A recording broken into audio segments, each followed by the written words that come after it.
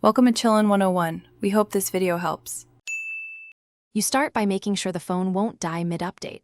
Plug it in or confirm battery is at least 50%. Once done, back up to iCloud or to your computer via iTunes so you can recover data if anything goes wrong. Make room by removing large apps or transferring photos. Updates need roughly 2 gigabytes free. Then unlock the phone, connect to Wi-Fi, and move to Settings so you can begin the actual update process.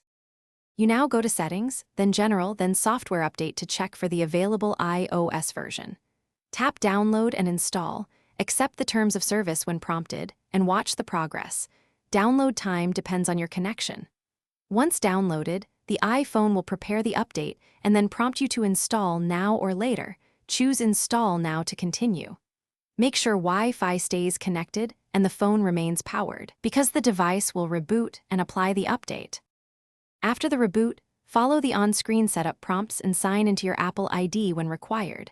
This finalizes system updates and restores services. If the iPhone hangs or shows a black screen, force restart by holding home and power buttons together until the Apple logo appears.